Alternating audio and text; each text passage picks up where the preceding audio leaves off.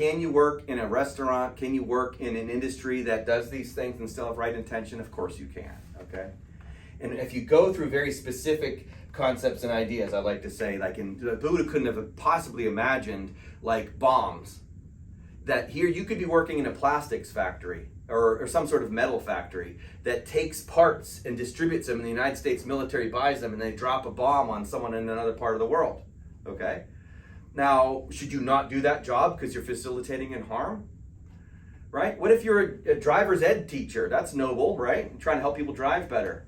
But then you help someone get their license, and then they get in a car accident and then they kill someone. Did you participate in the doing of harm? Should you not do that?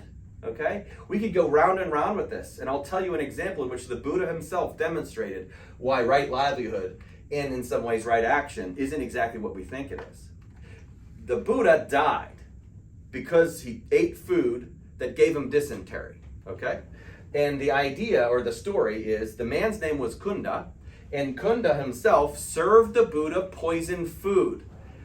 The Buddha got dysentery, then he died a couple days later, okay, because of this poisoned food. Now there's some debate in the Buddhist community. Was it poisoned pork or was it poisoned mushrooms, okay? And does it really matter? It's just a story. Maybe it matters to some people. To me, it doesn't. All we know is that this man named Kunda gave him food and he got sick. If it was pork, then why did the Buddha eat meat? He wasn't supposed to. So here we go with right intention. Notice this is very important, especially since Buddha was pretty much the original vegetarian. He ate the meat because it was offered to him by another person. And so he was grateful to take what the host was serving him, and he was thankful for the animal that gave its life for him to eat it, okay? This is his mindfulness. And he didn't want to offend the server by saying, I'm not going to eat that.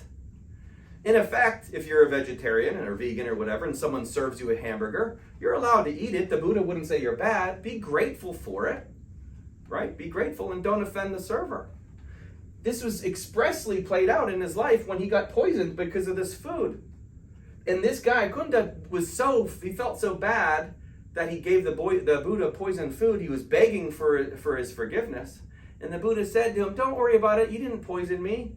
You just pushed me closer to Buddhahood. Think of it like this, said the Buddha. You served me my last meal before Buddhahood. You should be rejoicing. Wow. Why? Because he didn't want to hurt the guy's feelings. That's how deep into the process the Buddha was. Isn't that like Jesus on the cross stuff? You're forgiven. Even though they killed him, he wasn't whining about it. He forgave them. The Buddha was killed by this person, and he said, hey, thank you for serving me. He didn't retreat into his own Eightfold Path and say, don't eat animals or whatever, right? He did in that moment, he had right view, right intention. He wasn't even clinging to his own ideas. Isn't that awesome? The Buddha wasn't going, well, what did I say back there in the Eightfold Path? Don't eat meat. He had released that. That's awesome.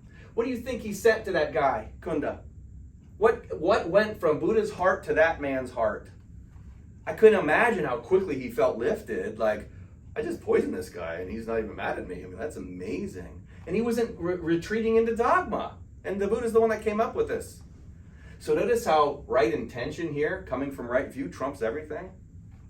And so it's a precept because you can't pick a job that keeps you or precludes you from getting there.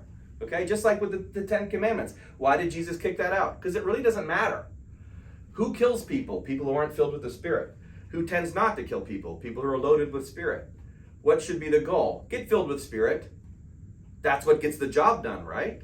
And Jesus said, stop trying to do these physical. That's why the right action is fourth. It's not first, because who can behave well without these other things? And so the emphasis is on looking at the world the right way, intending to do that, and spreading that energy to other people. Then you can get around to right action. But then notice why we shouldn't judge each other. There's plenty of occupations you can do with right intention. Military or police or as a butcher, okay? We can't say, oh, you're not a Buddhist now or you're not a Christian now because you do these things. The Buddha would say, Buddha's the one that said there's an infinite number of pathways to truth.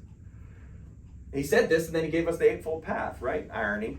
But he proved it, I love it, encoded into the action and livelihood of things is the Buddha himself demonstrated the proper intention by not harming his friend who had served him this food, okay? And that demonstrates it as well as anything. So what's the bottom line here? When it comes to your livelihood, just like it is with action, you want to think in your life in a mindful way. You want to think about your life as a journey towards awakening. All of us are asleep or dead, and then we get awakened or resurrected, okay? And to use livelihood correctly is to think of your life as a long journey towards awakening. Is it a good idea to have some precepts like to not kill? Sure. We shouldn't drink intoxicants to the point that it interferes with our process. We all know that, okay? But do you sometimes get forced into situations where you have to do those things? Like we said with right action and not stealing. Jean Valjean in Les Mis, he had to steal a loaf of bread, right? Would you steal if you were starving or someone else was starving? Does it make you not Buddhist? And the Buddha himself was starving himself, and he realized that the middle path was going to be the answer. So it depends is going to be the answer in so many ways here, okay? So what is right livelihood? It's the journey that we're all on. And your life is a journey towards awakening.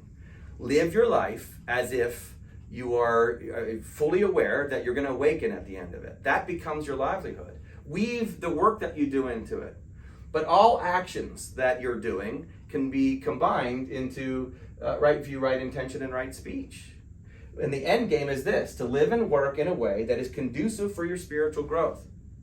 As we said last week, not just your spiritual growth, but for the spiritual growth of everyone. That's right livelihood.